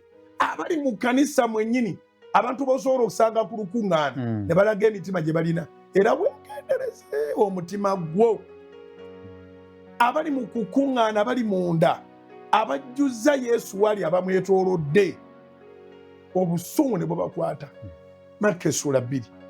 ne baga nti yaaniyo asonyiwe ebibi naye Yesu n'ategera ekiri mitima tebayogera n'abaga nti bantu mmwe ekyangu kyekiriwa okugamba akozimbye nti situla ekitanda kyogende oba okugamba alina ebibi nti ebibyo bikugiddwako kibuuzo ekyo kyali kizibu nnyo ekyangu kyekiriwa amakulu gaakyo nti mwabe emitima emibi kiki kye musobola okukola okugjako okuba n'emitima emibi what can you do okugjako okuba n'emitima emibi ekyangu kyekiriwa n'abagali kati omutegeere ng'omwana w'omuntu alina obuyinza okuggyawo ebibi okuwonya endwadde n'agamba ono abadde akozimbye gubasizza wansi namuga tiwamatambula ogende abamumye ekkubo bebamugulira ekkubo amiina yafuluma yajja kumpi mulambo omuliro gwamwokya paka kumukaza nga balina mwetikka bwetisi naye Mukama n'amuwa amaanyi n'obulamu mu kaseera ako ava mu lukuŋŋaana nga serebu n'olwaliro ensonga lwaki tumwogerako so osobola okusanga obstacles ne Batimayo yazisanga Makisuula 10 yalemerako bamubogolera okusirika naye nga ddala alina kuleekaana okulemesa emitwalo gy'abantu abali bayita mu kkubo ffe mu mulembe gwaffe tumugyemu luyimba naye twanditute leesoni n'oluyimba lulungi naye tutwale leesoni osobola okulemerako nga batuuse dda ku lukuŋŋaana nga waliwo ebikulemesa ng'oli ku lukuŋŋaana kwennyini n'otaddirayo musumba ku lukuŋŋaana wala otandikira waka ssente ne zibula ne bazibba omwana nogala ssente zange transport yabuza ntwala olwo otandisa ebikuziyiza oba oli awo kwolwo ne bakkubira nti gundi mulwadde oba omugenyi najja obstacle zitandikira eno ng'osazeewo ogenda ne bagamba nti omuntu mulwadde kati ekibuuzo kiri nti gwe musawo gwe ambulensi kikyogenda okukolera omulwadde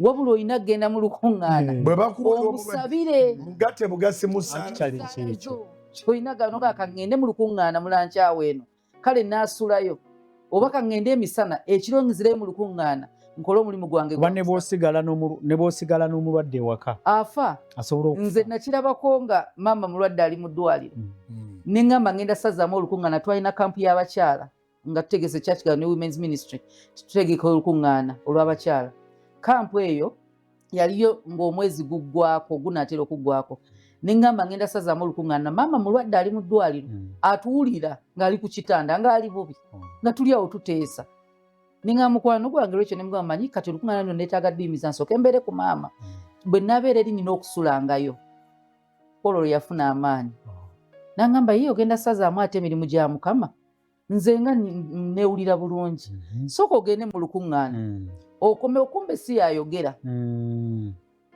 bali baali balina kye beetaaga ye siina kye ŋŋenda muwonya ne bwe nabeerawo ne mugamba ki tujja kulaba naye okyali munafu nasiibawo mu ddwaliro abasawo bajja ku ssaawa 8 ne baŋŋamba omulwadde ali bulungi tuyinza n'omusiibula ku Sande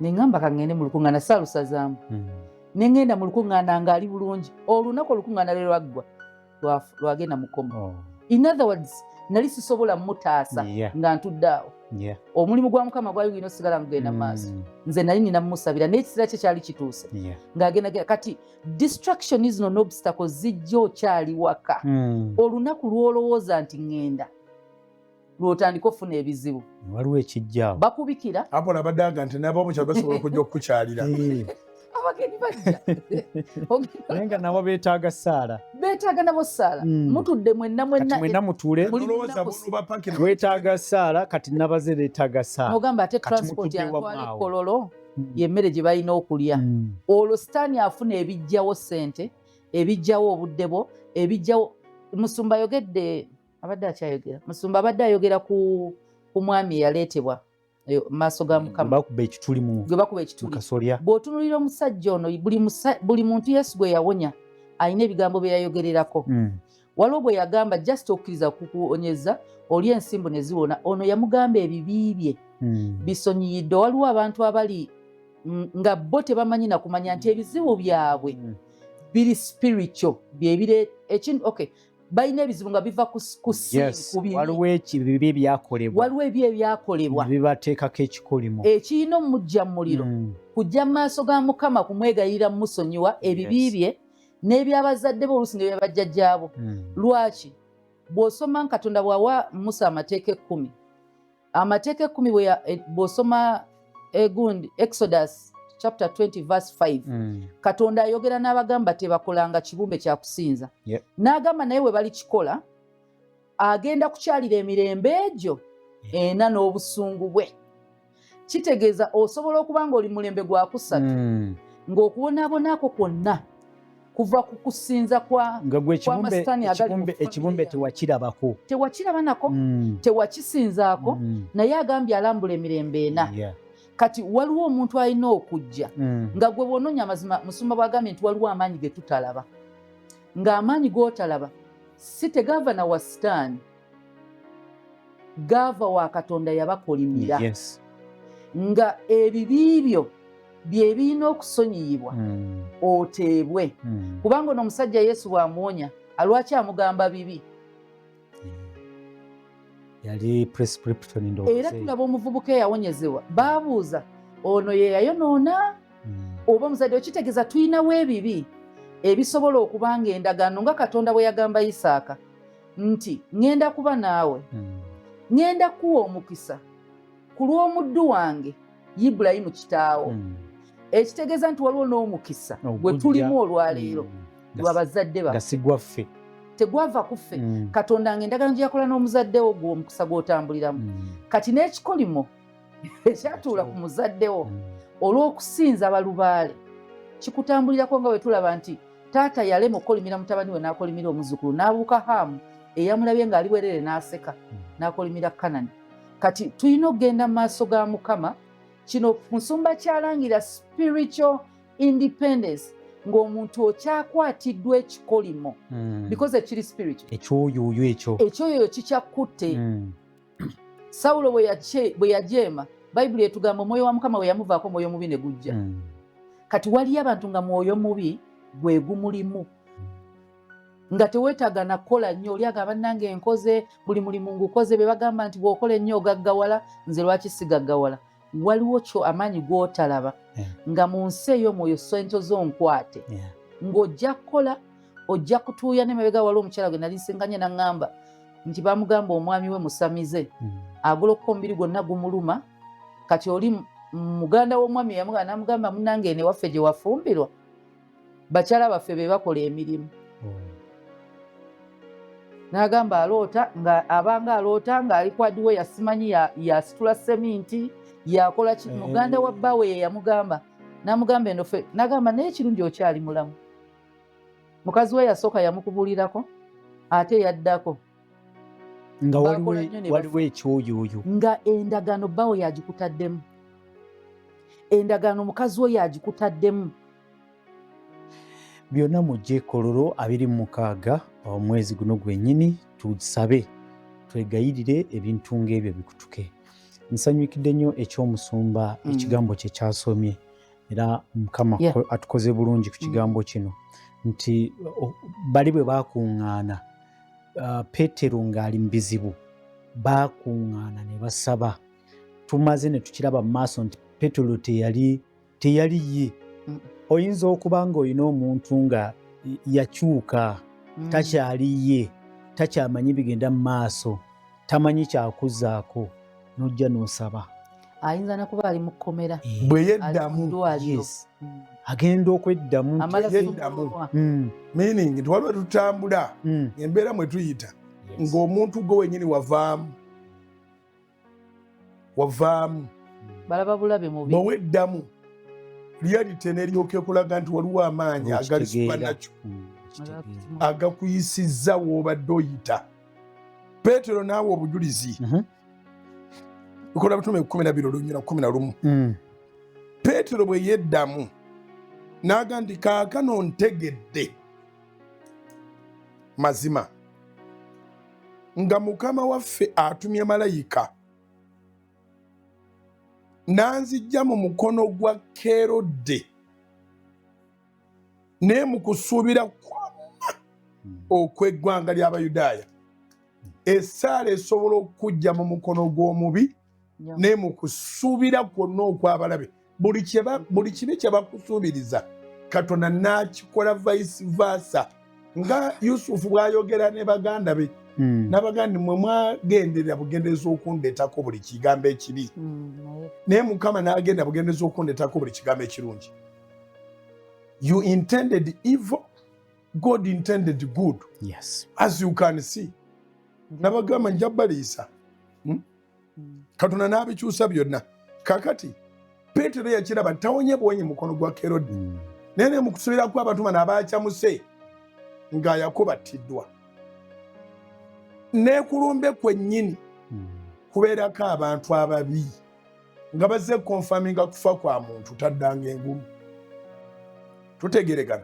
So Mukama mwesigwa nti bwe tusaba atuwonya mu mikono gy'ababi ne mu kusuubira kwabo abatalina kye bayinza tukola. Weewonye wabeerawo omuntu asanyuka kubanga omulala akunyiga naye tasobola kunyiga nanga naye kaba mutunyigire.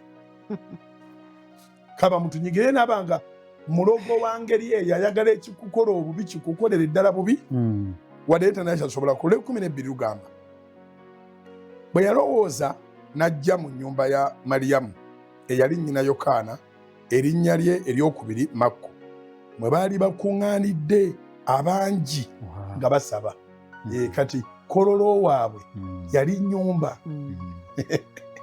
Kololo waabwe bwe yalowooza n'ajja mu nnyumba lya Maliyamu nnyina eyali nnyina Yokaana erinnya lye eryokubiri Makko mwe baali bakuŋŋaanidde abameka abangi nga basaba. Okukuŋŋaana kukuggyako obunafu ng'omuntu. Nadde njogera nti ku Sande nali ndabanga makulu atudde n'abalangira batule ate me bamala ne bayimirira twasaba essaala etali yakusaaga era momentum gye tuli mu kukuŋŋaanya nga tugenda ekkololo nga 26 tuli mu maanyi mangi. Tetuna bwe twasabye essaala yakusaaga naye abalala bajja ne banga nti mu butuufu nze gundi ani Uziya yafiiridde musawo yaffe yasoose mu kusaba. Kuba nagenza okuwulira nga mpeddemu amaanyi namanya nti waliwo ekinvuddeko. Nagenza okuddamu muli mu kusaba. Oba okitegedde bwe mubeera abangi bw'obanga gw'omanyi kudduka mayiro emu bakuyambako okudduka mayiro 10. Olugendo olw'otambula nze nakulira mu kyalo waffe Masaka entambula y'emmotoka ne piki zo tezaaliyo. Kati entambula y'emmotoka yabalinawo. Kati twakeranga ku makya okuva ewaffe okugenda mu nnyendo okufuna ku kyennyanja oba ekyabakuza ku kiti. Ekiti baakitemawo ne tukyayitawo ku kiti. Naye nga olugendo bwe luba lunaanyuma babatumenga 3-4 manguyirwa timukoowa mutambula ne bwaba waapowa n'agala atuleko mu kasiikirize naye no twanditambudde kubeera bwe tutuula singa tutambudde singa tutuuse wali mwenna ne musimbula butono abadde atula naye n'asimbula. So awali okukuŋŋaana ne bw'obanga gwe twawulirwa n'anaawulirwa ono baba tawulira nze nnaawulirwa wabaawo abatawulirwa olw'okubuusabuusa oba olw'engeri zonna tebalina nkolagana y'amaanyi nnyo na Katonda naye awo ate wabaawo abawulirwa era omuzimu ogwakukwata omuliro gw'obadde oyitamu guwulira nga ate waliwo omuliro gwe bagukumyeko omulala. Wakiyise kibugumirize ekyo weekanga oteereddwa mu ngeri gy'ototegeera. Era nze ndowooza nti singa mu kiraasi mwabeerangamu omwana omu teyandikutte bintu. Kinyuma nga kiraasi mulimu abaana bangi nga bawerako. Oli n'abuuza gwe kyotasobola kubuuza n'oli n'abuuza kyotasobola kubuuza n'omusomesa n'ayogera n'agaziya ne bw'obeera omu oba limited. Mmwe mwogera nti if you want to go far walk with someone, walk with others. If you want to go faster go alone. If you want to go far walk with others. Faster osobola okwanguwa naye n'okomaawo. Far mutambula mpola naye mutuuka wala. Bwe bukulu bw'okukuŋŋaana buli lwe weegattako abalala. Ne Mukama agamba mu kitabo kya Matayo essula ya 18 olunyiri lwa 20 nti oba bannammwe babiri oba ssatu banaakuŋŋaana nange naabeeranga makati gammwe kati semukuŋŋaana mu linnya eryo kati kololo tetugenda kukuŋŋaana mu linnya ddala lyonna tukuŋŋaana mu linnya lya mukama waffe obanga ababiri n'abasatu abassamu ekitiibwa n'abeera mu makati gaabwe ate emitwalo 10 ate emitwalo n'emitwalo nziramu okukatiriza ku kali Susan Makulu akaakoonyeeko nti enteekateeka zino eza social media app Facebook, YouTube, TikTok, Solot FM, Solot Television tewandigyeyibadde bw'obanga osobola okusituka eryoka esigaleyo era Katonda akolera abantu abo baalaba ku mutima gwabwe nti baabaganye circumstances embeera zaabaganye bali wala tebalina bagenda kufuna visa eggwanga lyonna ligenda kubeera ku Solot amawanga gonna gagenda kubeera ku Solot naye gwe olina mukisa sobola okutuuka ekkololo tolambula kololo jangu omukono gwa Mukama gukujje mu mukono gw'omulabe ne mu kusuubira okwabo bonna abeekolamu omulimu nga balowooza nti gujja kusiraana munnange Petero bwe yeddamu n'agamba kaakano ntegedde nga mazima Mukama ffe atumye malayika n'azijja mu mukono gwa Kerode ne mu kusuubira kuno kw'eggwanga ly'Abayudaaya bwe yalowooza n'ajja mu nnyumba ya Maliyamu eyali nnyina Yokaana erinnya lye eryokubiri Makko mwe baali bakuŋŋaanidde abangi nga basaba ono ekkololo waabwe ne gwe baafuna mu kaseera ako ne baloopa muliro gwe baali bayitamu Peetero bwe yakonkona ku luggi olw'omulyango omuzaana n'ajja okuyitaba erinnya lye Rooda bwe yategeera eddoboozi lya Peetero n'ataggulawo oluggi olw'essanyu essanyu lisobola okukolesa ku mulyango olw'essanyu naye n'ayingira mbiro ng'aga nti Peetero ayimiridde ebweru ku luggi ne bamugamba nti olaluse omanyi tugenda ne tukuŋŋaana ne tusaba essaala naye nga bye tusaba tumanyi Katonda asobola obikola naye nga tubuusabuusa obikolera ffe okukuŋŋaana akamaniro akalaga nti okkiriza Katonda akole naye ate ekyamagero bwe kijja oga nedda no it's not me God why me then who prayed kati Looda yadduka najja n'abagamba Peetero gwe tusabira ateebwe ali ku mulyango akookona ne bamugamba nti olaluse tebakikkiriza lwero 15 naye nakkiriza nti weewaawo nalaluse nate kyenneewuliridde ompita oti omulala ne bamugamba nti ye malayika we abasaba wadde babuusabuusa sinsi basabye Katonda agenda kukola simanyi oba kyenjogedde kitegerekeza kubanga tugamba nnyo abantu kkiriza naye ffenna Katonda bw'akola entiisa y'ekyamagero etwogezesa kuba okubaana badde nsaba naye nga sikkiriza nikigenda kubaawo waliwo okubaawo omusumba mu bwangu bw'obadde tosuubira ne mu bunene nti obadde waakava oli mu Independence Night essaawa eyo nga n'olukunga nti erunaggwa ne bakkubira essimu nti omulwadde ali bulungi n'otakikiza n'ogamba olimba era kyekikyo olimba naawe amangu ago just nti waliwo ekyamagero ekiri instant ne kikanga bano abaali basaba beekanga ekyabatuukako twakamala kati okusaba kyemugamba avuddeyo bwe kiba nga tekyali kinini kyayanguwa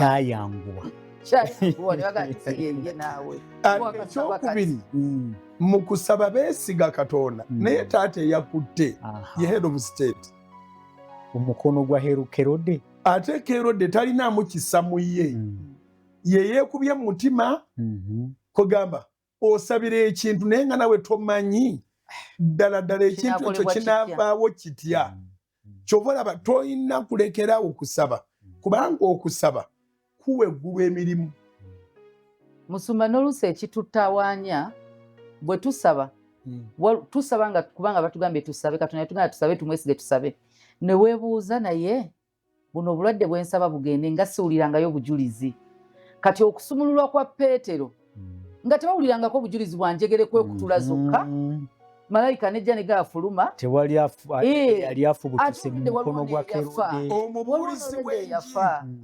Omubuulizi w'enjiri bamutaddeko abasirikale 16. obujulizi tebabuwulirangako obwo kati osaba naawe ogamba kansabe kubanga bagamba Mukama yangamba saba. Tebakomyewo ku basirikale bamutadde mu kkomera ery'omunda ne bongerezaako enjegere n'abakuumi. Musumba okimanyi omuntu osobola osaba ng'olina amabanja naye ne weebuuza go gagenda gatya. Kasite Saalegwa obuuza sente ani agenda okuzimba. Aha kati waliwo obujulizi obujja oba waliwo challenge oba olimu naye nga weebuuza njivaamu ntya kale kansabe Musumba yatugane tusabe. Conclusion yeri nti miracles do not have formulas. Yeah. Tewali muntu amanyi enkola ey'ebyamagero. Negwa omuludde okuwuliziganya asobola okukubira essimu n'akubuuza nti akawunti ye eriki. Bulungi nnyo. N'akuwa ssente emirundi 10 ze babadde bakubanja. Tomubanja tuwamuwola muwuliziganya kugambye nti ndi ku bwangu temunyumya na mboozi. Katonda asobola okukola okusinga bwe tusaba. Actually nze ndaba nga okwewuunya kw'abano abasabi kwali kulaga obuzito bw'obujulizi. Okwewuunya kwabwe kwali buzito bw'obujulizi nti buno obuzito bwali bulala. Buno obujulizi bwali bwanjawulo. Kololo waabwe yazaala ekyamagero kye bataasuubira wadde nga baali basabi. Ekigambo kinzijidde. Peter had to get his independence. Naye nga waliwo omulala amusabidde. They also had to attain their independence because the church was murdered, under attack. Independence eva wa Katonda. Esaala gwalowooza tebikukwatako bikukwatako. Gwe bikwatako bikukwatako. Naawe aweddemu amaanyi y'ensonga lwaki ffenna tugenda golokoka. Era nabagamba mu kisibo kino eky'ennaku 42 temuli kusaaga wadde. Nze sisobola kukizannyiramu. Era manyi sijja kifiiramu. Naye ensonga eyiza okundaka nti ogenda kufa bw'otalya ebe mmaze. Kuba nnyina okusabira abantu abatasobola kusiiba, nnyina obbasiibira. Waliwo olunaku Apolo nga weetaaga mulala. Peetero si ye Mukama gwakozesa ebyamagero. Wano yeetaagayo abalala. Yali Yesu yagamba musabira ŋŋanenga. Peetero ye musajja akwata omulema n'amugamba nti nze ffeeza ne zaabu sirina, mu linnya lya Yesu situka. Peetero ye musajja yagenda Mukama namukozesa okuzuukisa Tabitha. Emabegako wano tuli mu Bikola by'Abatume 12 naye mu y'omwenda yali azuukizizza omufu naye yali mu okuzuukiza Yakobo. Ekiseera kyatuuka. Ky'obalaba abasumba tuteekwa okukimanya nti Katonda yakola siffe. Bw'oba oyina ky'oyitamu funa omusumba gwe weesiga musabe. Naye era musumba n'ekkanisa kyakuyiga naffe kye tulina. Omusumba bw'aba alina ky'ayitamu si kumwogerako namuviira kumusabira. Musabire. Kubanga ekkanisa lwaki teyabuuza naye Peetero kuba awonyeza lwaki teyeewonya. This church was spiritually mature. Baakuŋŋaana kusabira muweereza wa Mukama. Maturity leads people into prayers. Naye nga bw'oyogedde era baali bakitegedde nti bwe bamaliriza Peetero ffe tuddako. Omulala yenna yakaali mu baali bakitegedde. Era omubi tatandikira ku banafu. Bw'oba onootema omuti otandikira ku matabi. Nduli. Olina kunoonya kikolo. Omuntu bw'abatta omuti eddagala erita omuti aliyiwa wansi mu mirandira. Tayiwa ku matabi. Toyiwa ku bikoola. Nsumba nsigaze eddakiika 5 zokka. Ekiika 5 nze nasoma ngenda kuzimaliriza. Mbadde ntuuse ewa. Nga bano bagamba malayika we. Naye Peetero ne yeeyongera lule 16. Peetero ne yeeyongera okukonkona. Awo bwe baggulawo ne bamulaba ne basamaalira. ekyamagero kyojja mu kukuŋŋaana ekkololo naawe kigenda kukusamaliriza. Nkulayirira Katonda wa Ibulayimu ne Isaaka ne Yakobo gw'abadde yasitiranira mu muzigo, tuligenda okutuuka ku Independence Night eddako ng'ennyumba yo esamaliriza. Tuligenda okutuuka ku Independence Night eddako ng'eyali yabula oluzaalo, oluzaalo lwo lusamaliriza. Tuligenda okuddamu okutuuka ku Independence Night eriddako nga bizinensi yo esamaliriza. Buli omu nga yeebuuza kyabaawo kitya ne basamalirira. Naye olw'e 17 bwe yabawenya n'omukono okusirika n'ababuulira Mukama, n'ababuulira Mukama waffe bw'amugye mu kkomera, n'aga nti mumbuulire ebyo Yakobo n'abooluganda, n'avayo n'agenda mu kifo ewalala. Awo bwe bwakyenkya abasirikale ne bagugumuka nnyo nti Peetero nno abadde ki? Kerode bwe yamunoonya n'atamulaba, bajja kukunoonya ababi nga tokyalabika kubanga Mukama agenda kukujja muliro. N'abuliza abakumi n'alagira okubatta. Ababi bagenda kwetirimbula bokka. N'ava mu Buyudaaya okugenda e Kayisaliya. Okutuula eyo. Ne bwe tukoma awo kubanga obudde bulabika kwataganyiza. Naye okukuŋŋaana kigambo kikulu. Omuliro tegulina we gutasobola kutuuka. Ewaffe e Buddu Masaka gye nzaalibwa baga nti ebizibu tebimanya nnyumba mbi. Abalina ssente be bandibadde balwala kubanga basobola okwejjanjaba. The rich also cry. So gwe geegi ng'omuliro gw'oyitamu, Katonda akoze enteekateeka, sala amagezi agajja mu lukuŋŋaana Independence Night mu kisaawe ekkololo. Olwokutaano wa wiiki eno night prayer ku Canaanland, tukyagenda maaso okusaba okw'amaanyi. Olw'omukaaga service gyeri twagamba tetujja kuwummula. Nga bwe tugenda mu lugendo olimalako ennaku 42 nga 26 tuli bakubeera mu ssabakulu. Kyangu omulokole n'atali mulokole akugaana yaba akwongeramu amaanyi okujja. Musumba Aloysius Bugingo nga tuteekateeka ku wunzika program. Nja kusaba Mami Susan Makula Bugingo ekigambo ekisembayo ku programu eno. Omusumba atuwe saala. Bayibuli etugamba era Katonda atugamba mu Efeso 6:12 tetulwanagana na mubiri na musaayi. Yensonga lwaki tukuŋŋaana ne tusaba. Okusaba kuno kulwanagana tuba tuyise maanyi malala aga Katonda galwanagana n'amaanyi ga Sitaani. So bwe tubanga betulwanagana nabo si ba mubiri si ba musaayi, kitegeeza na buli gwolaba oyo akulwanyisa waliwo amaanyi amalala agamukoleramu. Si yenga bw'omulaba. N'obwona omugobesa ku mulimu n'ogamba oyo singa bamugobawo asobola ovaawo naye amaanyi ne gasigala era ne gambala omulala ne gakulwanyisa. So tukuŋŋaane tusabe abazadde tuleete abaana mu maaso ga Mukama. Omwana omusabire. Abaana baffe gye batambulira mu masomero gye babeera babakozesa endagaano nga nabo tebamanyi. Abantu basobola okuba nga omuntu takwagala, omuntu aba takwagala akwata mwana we gy'akulumiza. Naye nawe jangu osabe. Naye bw'oba olina omulwadde yenna, omuntu yenna yajoogebwa Sitaani, ekyo Yesu kye yajja okumalawo. Mukwate ng'abasajja bano abaana bwe bakwata omusajja ateesobola, atasobola na kutambula, ne bagamba kati ffe bwe tuba oba baali bakwano be oba baali baganda be ne bamutwala awali okusumululwa. We baawulira Yesu waali we bamutwala. So omuntu oyo omulwadde alina ekizibu kyonna, musitule mulete maaso ga Mukama agenda kukola. Amen. Ekyamagero jja kiraba. Tuyanze nnyo tuyanzege Musumba Aloysius Bugingo otuwa saala nsuubira. Mbasabira obugabirizi. Si bwakujja kkololo bwokka nga 26 Septemba, naye n'obugabirizi mu nsonga zonna ez'obulamu.